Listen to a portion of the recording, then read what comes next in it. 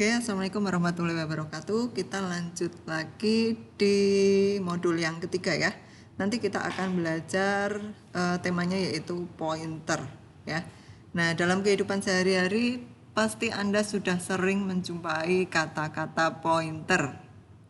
Pointer itu biasanya diartikan sebagai penunjuk ya. Begitu juga fungsinya di sini, pointer itu memang sebagai penunjuk ya. Nanti kita akan lebih pelajari lebih lanjut.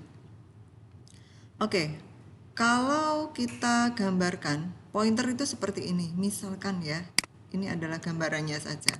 Misalkan ada sebuah, ini adalah kita ibaratkan sebagai memori. Di dalam memori itu ada blok-blok ya yang berisi data. Nah, masing-masing blok itu dia menempati alamat tertentu atau lokasi tertentu ya.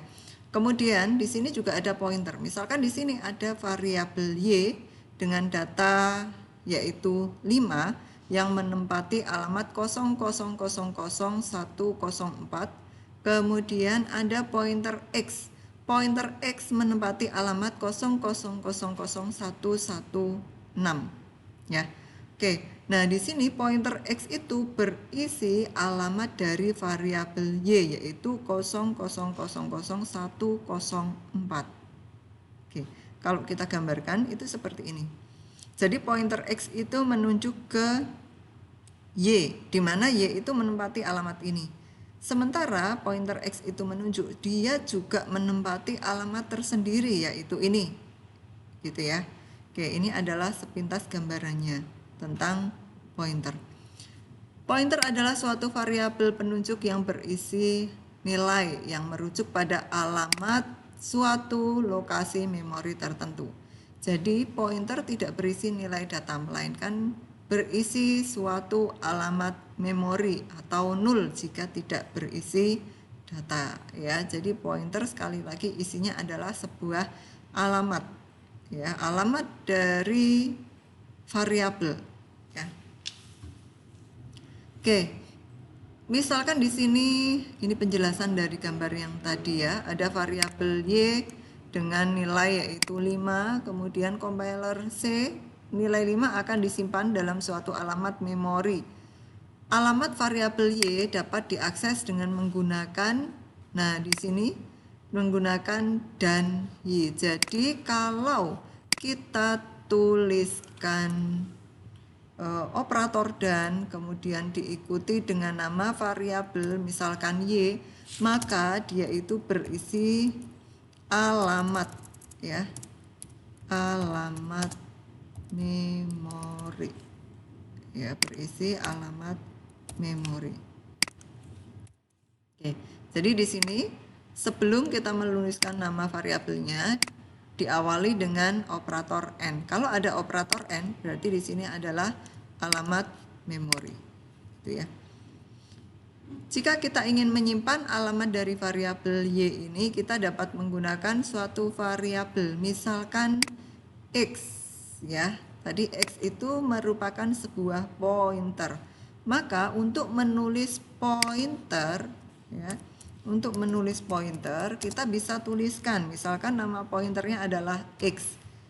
Nah, karena x ini adalah pointer maka di depannya kita tuliskan bintang. Berarti kalau ada bintang kemudian diikuti nama variabel, maka variabel tersebut tipenya adalah pointer. Gitu ya. Oke.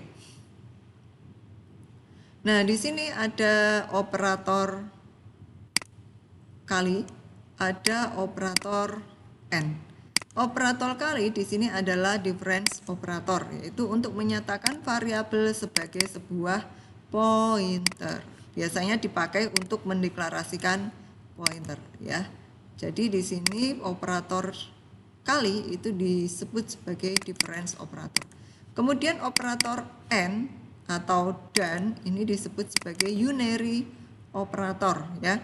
Unary operator ini digunakan untuk menyatakan alamat dari sebuah variabel atau dipakai sebagai inisialisasi pointer. Masih ingat ya, inisialisasi artinya memberikan nilai awal ya. Oke, nah ini adalah penggunaan contoh dari penggunaan operator. Di sini ada variabel Y dengan nilai 5, kemudian di sini ada pointer X, di mana pointer X ini sama dengan alamat dari variabel Y, ya. Jadi kalau kita gambarkan itu seperti ini. Kalau kita panggil Y, maka dia berisi 5. Kalau kita panggil dan Y, maka dia berisi 00000104. Kalau kita panggil pointer X, karena pointer X itu berisi alamat dan dia menunjuk ke alamat tersebut, ya. Dan di dalam alamat tersebut ada data yaitu 5, maka pada saat kita panggil pointer X, maka isinya adalah 5. Ya, jadi dia tidak berhenti sampai di 00000104 saja.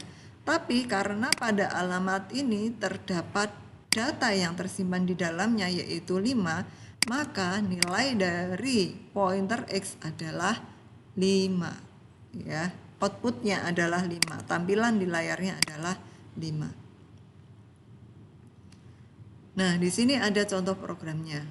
Ya.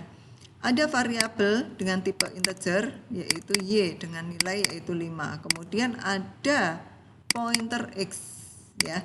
Nah, di sini yang harus Anda perhatikan, pointer harus memiliki tipe data yang sama dengan variabel yang ditunjuk.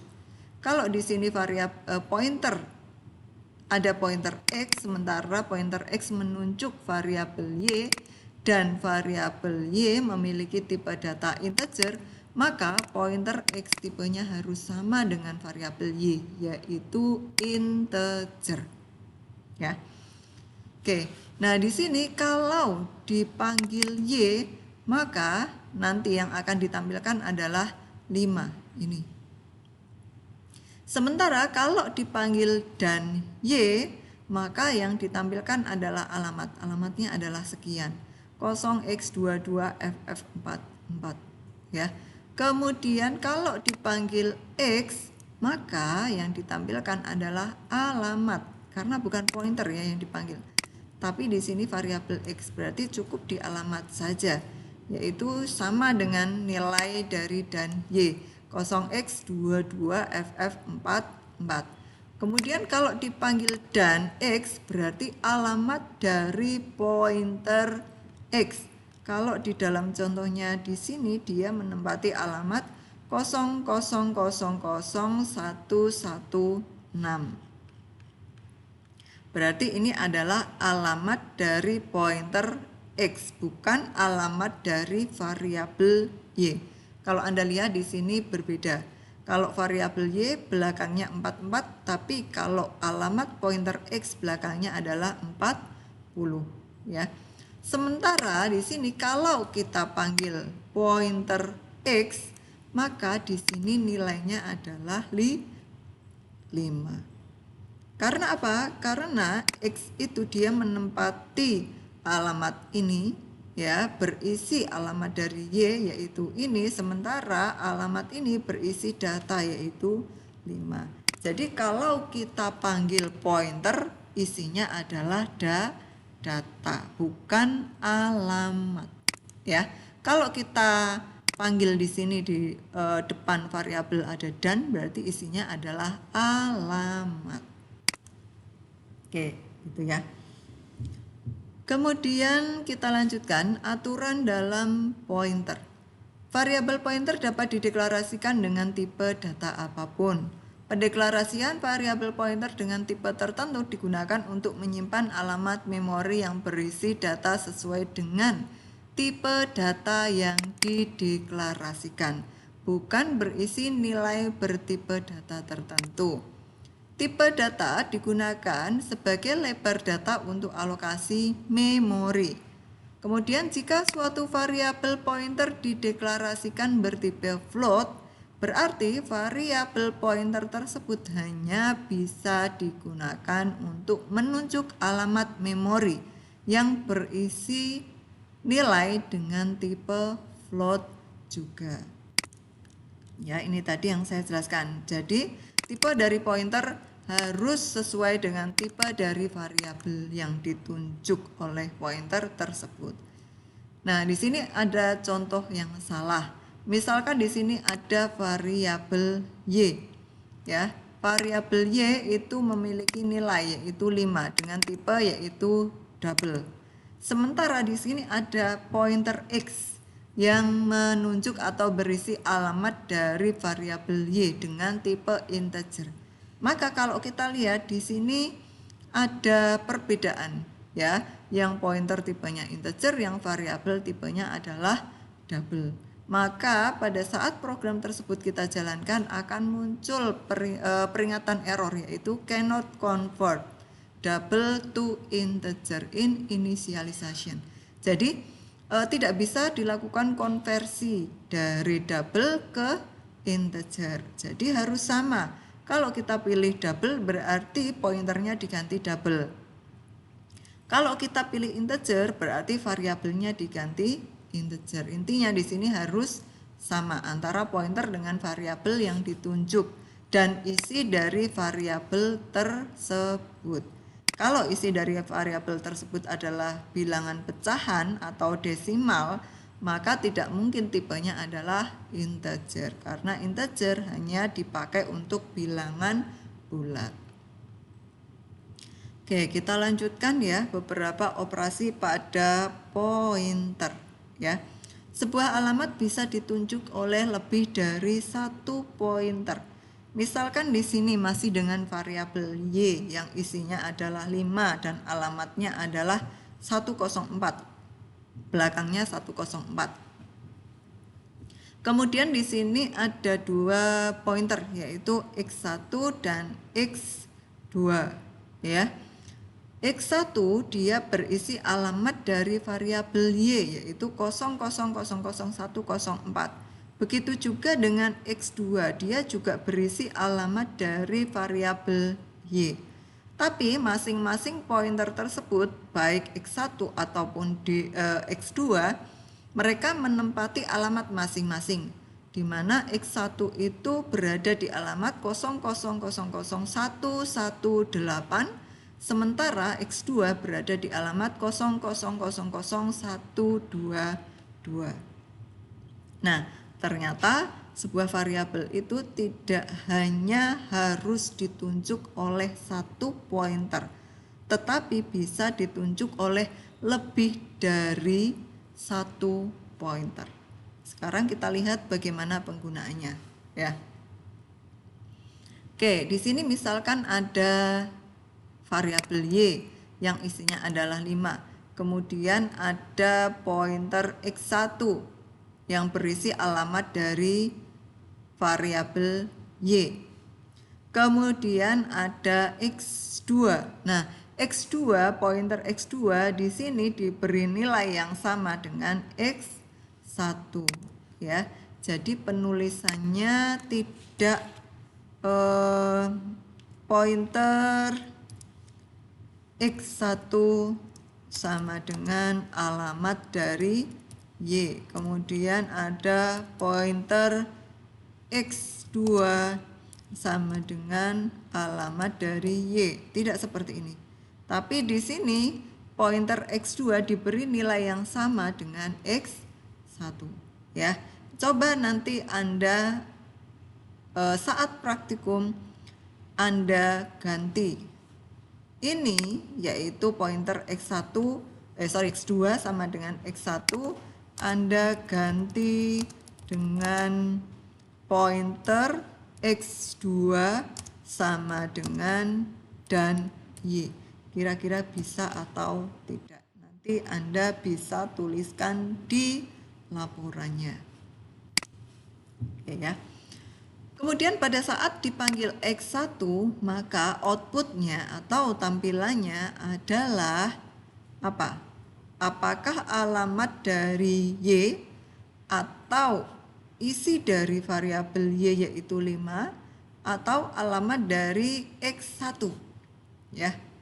Jadi seperti program yang berada di atasnya tadi, kalau kita panggil X1 ya seperti ini tadi ya, yang Nah, yang ini. Kalau kita panggil X, maka di sini outputnya adalah alamat dari variabel yang ditunjuk. Berarti kalau di sini kita panggil X1, maka di sini alamat dari variabel Y atau di sini dan Y. Nah, ini adalah alamatnya. Coba kita panggil X2, apakah dia sama atau tidak? Ternyata sama di sini. Ya, berarti kalau kita panggil nama variabel pointernya saja, maka di sini isinya adalah alamat. Tapi kalau kita panggil pointer X1, ya, kita tuliskan operator bintang atau difference operator di depan nama variabel pointernya, maka di sini isinya adalah sebuah data, yaitu data yang tersimpan dalam variabel yang ditunjuk atau variabel Y. Di sini adalah 5. Begitu juga kalau kita panggil pointer X2, maka di sini juga berisi data yaitu 5. Oke, mudah-mudahan jelas ya. Sekarang kita lanjutkan. Kita bisa mengisi sebuah variabel dengan sebuah nilai. Jadi di sini akan mengubah atau mengganti nilai yang tersimpan dalam sebuah variabel melalui atau menggunakan pointer, ya. Maka di sini tambahkan operator kali atau difference operator di depan variabel pointer. Nah, contohnya sebagai berikut. Misalkan di sini ada variabel Y dengan isinya yaitu 5. Kemudian ada sebuah pointer dengan nama pointer juga, ya. Di sini pointer merupakan atau diberi nilai alamat dari Y. Kemudian ada variabel X, di mana variabel X diberi nilai yang sama dengan pointer.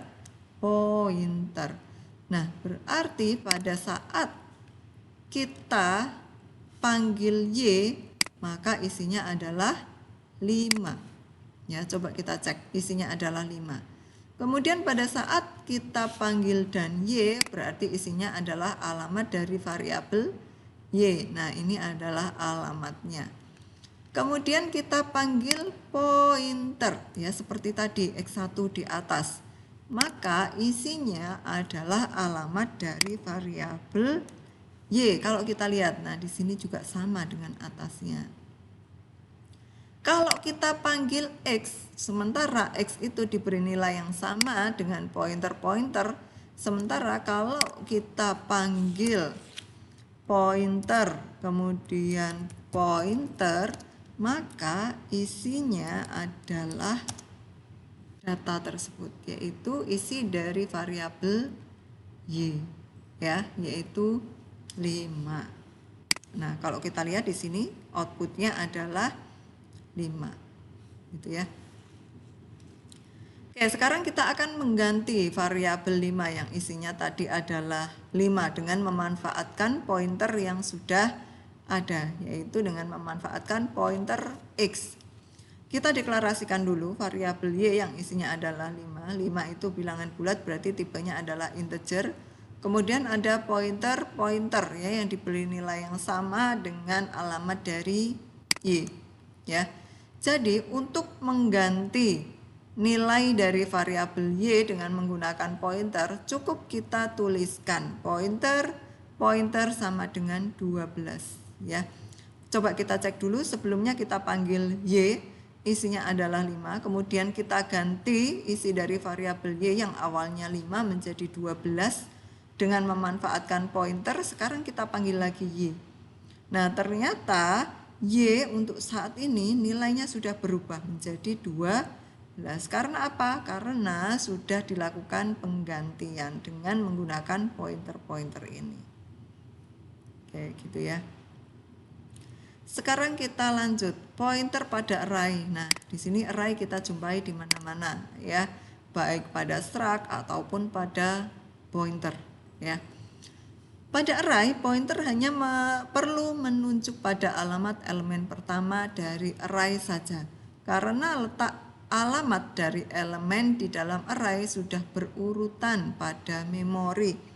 Nah, di sini kemungkinan kalau kita jalankan ya, kalau kita jalankan program yang di dalamnya itu ada pointernya, kemungkinan hasilnya berbeda antara mahasiswa yang satu dengan mahasiswa yang lain. Kenapa?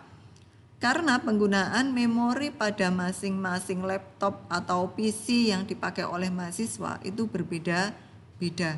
Jadi nggak masalah, ya nggak masalah. Karena tergantung penggunaan memorinya. Tidak usah panik loh, kamu hasilnya segini kok saya hasilnya segini. Memang seperti itu. Tergantung penggunaan data pada masing-masing PC atau laptop Anda. Oke. Nah, di sini pada pointer array ini disampaikan bahwa di sini sudah berurutan. Berurutan artinya bukan dari 1, kemudian 2, kemudian 3, tidak seperti itu. Tapi nanti kita lihat ya, seperti apa urutannya. Variabel pointer hanya perlu melakukan increment untuk mengakses elemen array selanjutnya. Misalkan di sini ada array X ya, dengan jumlah maksimal datanya yaitu 5. Berarti indeks terbesarnya adalah indeks ke-4.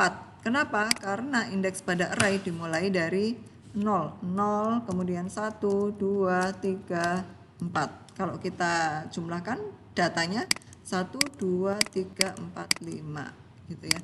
Nah, datanya di sini ada 5, 8, 10, 13 dan 15. Kemudian ada pointer yang diberi nama dengan Z ya. Nah, di sini Z itu diberikan nilai yang sama dengan X ya. Oke, sekarang kita coba panggil Z. Isinya berapa?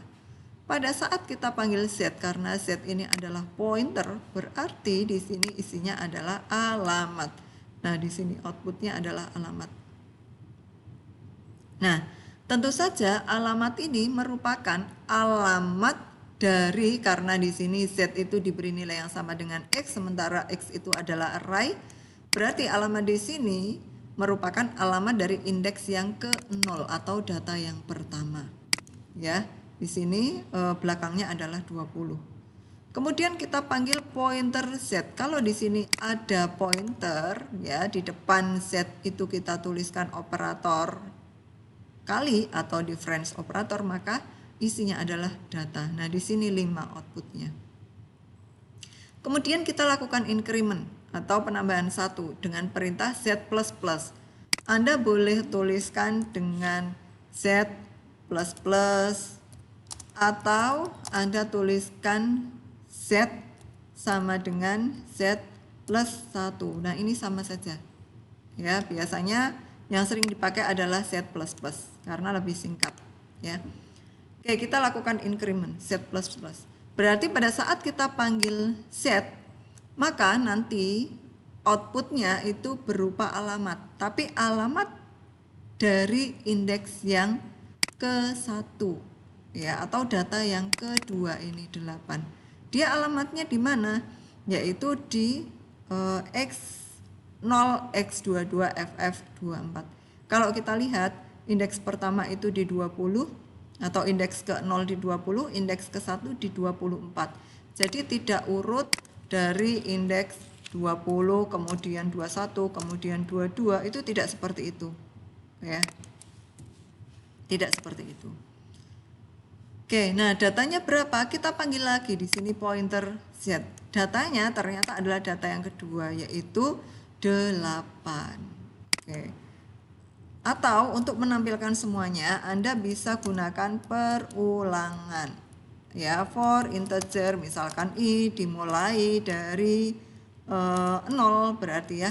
Kemudian I kurang dari atau sama dengan, kalau Anda pakai kurang dari sama dengan berarti di sini 4. Tapi kalau Anda pakai kurang dari saja berarti di sini bukan 4 tapi 5. Ya, berarti nilai terbesar nanti adalah 4. Kemudian di sini I plus plus. Nah, Anda bisa pakai seperti ini, ya. Nah, jadi di sini nanti incrementnya itu menggunakan for, tidak satu persatu seperti yang ada di sini. Kalau satu persatu seperti yang ada di sini, berarti untuk data berikutnya yaitu 10, kita lakukan increment lagi di bawahnya sini ya, Z++ lagi. Kemudian kita panggil lagi dan seterusnya. Akan lebih enak kalau kita pakai perulangan seperti ini. Gitu ya. Oke, sekarang kita lanjutkan. Nah, ini yang pakai perulangan for ya, yang menggunakan perulangan for. Di sini untuk for yang pertama yaitu menampilkan apa? Di sini datanya ya, data yaitu untuk variabel x untuk indeks yang ke i, di mana i dimulai dari 0 sampai i kurang dari 5 atau i-nya itu yang terbesar adalah 4. Berarti di sini outputnya adalah 5, 8, 10, 13, dan 15. Kemudian for yang kedua ya. Di sini diberikan nilai bahwa pointer itu sama dengan X. Nah, di sini akan menampilkan atau akan mengalihkan isi dari variabel X yaitu berupa array dengan 10. Berarti nanti kalau masing-masing elemen dikalikan 10, 5 kali 10, 8 kali 10 dan seterusnya. Berarti hasilnya 50, 80, 100, 130 dan 150. Gitu ya. Oke. Nah, ini yang ketiga adalah menampilkan isi dari array X setelah dilakukan perkalian dengan 10. Berarti isinya adalah 50, 80, 100, 130, dan 150. Kemudian pointer pada struct. Ya. Pointer pada struct. Untuk mengacu alamat dari struct menggunakan pointer adalah sebagai berikut. Misalkan di sini ada struct mahasiswa. Dalam struct mahasiswa itu terdapat variabel NIM, kemudian umur, kemudian ada IPK. Ya, di sini ada tipe def. Berarti kita harus buat nama struct yang baru dari mahasiswa. Nah, di sini dibuat dengan nama M. Ya. Nah, kenapa sih harus dibuat nama baru? Gitu ya. Kenapa? Biasanya ini untuk memudahkan programmer dalam menulis. Kalau kita menuliskan mahasiswa titik NIM, kemudian mahasiswa titik umur, kemudian mahasiswa titik IPK, lebih enak mana dengan kita menuliskan M titik NIM, M titik umur, M titik IPK? Ya, akan lebih enak kalau kita menuliskan penulisannya itu singkat, yaitu M titik NIM, M titik umur, dan M titik IPK. Berarti kalau harapannya seperti itu, nama baru dari struct itu harus lebih singkat dari nama lamanya. Ya. Oke. Kemudian di sini ada pointer P. Pointer P itu di sini dari struct MHS itu dibuat nama pointer yang baru yaitu pointer P yang diberi nilai yang sama yaitu dengan struct alamat dari struct M. Ya. Maka untuk mengaksesnya, nah karena di sini adalah struct array ya, struct pointer, maka kalau struct biasa cara mengaksesnya adalah nama struct kemudian diikuti titik diikuti dengan nama variabel ya. Tapi karena ini adalah struct pointer, maka cara menuliskannya itu tidak diikuti titik tapi diikuti dengan panah ya. Min kemudian tanda lebih besar ya. Oke. Kita lanjutkan. Nah, di sini kita akan, ini adalah outputnya ya, nanti output dari apa yang akan kita tampilkan. Nah, pada saat kita panggil dan P, maka ini isinya adalah alamat. Alamatnya siapa? Apakah alamatnya dari struct M atau alamatnya dari pointer P? Nah, kalau kita panggil dan P berarti dia berisi alamat dari apa? P atau M. Alamat dari P ya. Kemudian untuk mengakses NIM, untuk melihat alamat dari variabel NIM, berarti di sini kita tuliskan dan P, kemudian panah, kita tuliskan nama variabel yang akan diakses yaitu NIM. Begitu juga untuk umur dan IPK ya. Jadi tidak menggunakan titik tapi menggunakan panah atau strip kemudian tanda lebih besar. Nah, ini adalah outputnya. Kemudian untuk mengacu nilai yang tersimpan di elemen-elemen dari struct melalui pointer, gunakan tanda panah seperti tadi yang sudah saya jelaskan ya. Misalkan di sini ada NIM, ada struct M, kemudian NIM-nya 123, kemudian IPK-nya 3,2, umurnya 23. Maka untuk menampilkan isi dari masing-masing variabel tersebut, maka kita tinggal tuliskan nama struct pointernya yaitu P, kemudian diikuti dengan panah, diikuti nama masing-masing variabelnya yaitu NIM, kemudian ada umur, kemudian ada IPK. Nah, ini adalah outputnya ya. Kita juga bisa mengubah atau mengisi nilai pada elemen dari struct pointer. Misalkan yang tadinya NIM-nya 123, kita ubah menjadi 321. Berarti kita berikan perintah P, kemudian panah NIM sama dengan 321. Ya, begitu juga untuk umur dan IPK. Nanti ada praktekan. Ya, ini adalah praktikum yang pertama, yaitu tentang pointer. Seperti tadi yang sudah saya jelaskan. Ini programnya sama seperti yang sudah saya jelaskan. Kemudian pointer pada array juga seperti itu. Ini juga sama seperti yang tadi sudah dijelaskan. Kemudian pointer pada struct ya.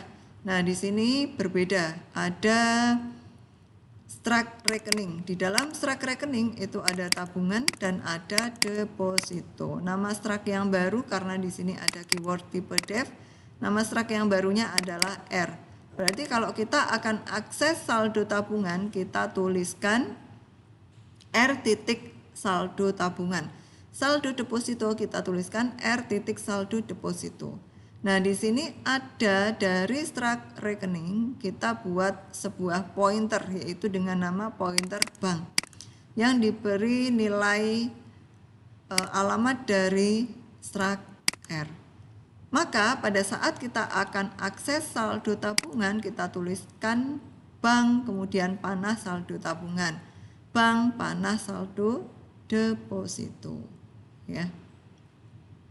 Oke, ini adalah untuk menampilkan menunya. 1 itu untuk tambah saldo tabungan pada rekening, 2 tambah saldo deposito pada rekening, 3 itu untuk melihat saldo ya. Jika menunya itu tidak sama dengan 3, maka masukkan saldo. Akan disimpan ke dalam variabel isi ya. Saldo yang sudah kita masukkan nanti akan ditambahkan pada saldo tabungan dan saldo deposito. Jika kita pilih menu 1, maka di sini akan muncul karena 1 itu untuk saldo tabungan. Di sini akan muncul saldo tabungan sama dengan saldo tabungan plus isi ya, atau kita tuliskan ya. Nah, di sini perintahnya adalah saldo tabungan plus sama dengan isi. Ini sama artinya dengan saldo tabungan sama dengan saldo tabungan plus isi. Nah, ini sama artinya. Ya, Anda bisa pakai perintah ini, saldo tabungan sama dengan saldo tabungan plus isi, atau Anda bisa pakai saldo tabungan plus sama dengan isi. Ya. Kemudian untuk menu yang kedua itu akan muncul saldo deposito. Ya. Di sini nama struct-nya, struct pointernya adalah bank. Berarti bank panah saldo deposito sama dengan gitu ya. Nah, di sini berarti bank panah. Nah, kemudian ini juga bank panah.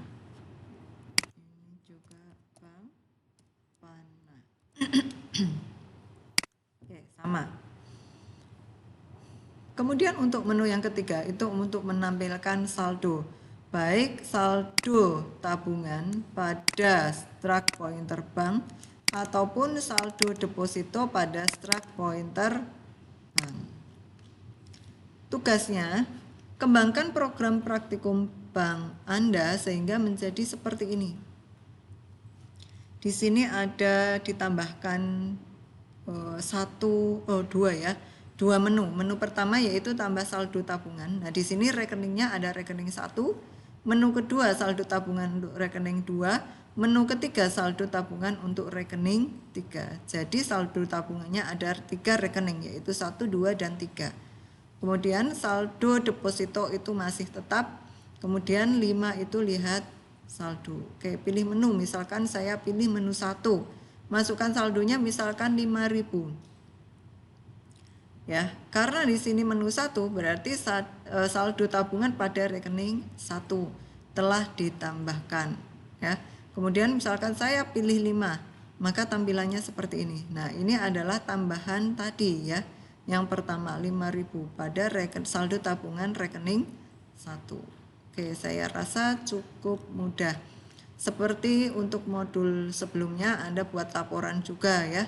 Baik laporan untuk praktikumnya ataupun laporan untuk tugasnya. Yang tidak memiliki laptop cukup menggunakan atau membuat laporan untuk tugasnya saja. Ditulis pada kertas kemudian dikirimkan ke saya, ya, via WA atau via email juga boleh. Oke, saya rasa cukup itu. Semoga apa yang kita pelajari menjadi ilmu yang bermanfaat. Jangan lupa kalau misalkan ada pertanyaan Anda sampaikan saja di grup, nggak usah malu, ya, karena temannya yang lain juga belum tentu paham. Oke, tanya di grup saja biar yang lainnya juga menyimak, gitu ya. Oke, saya tunggu pertanyaannya.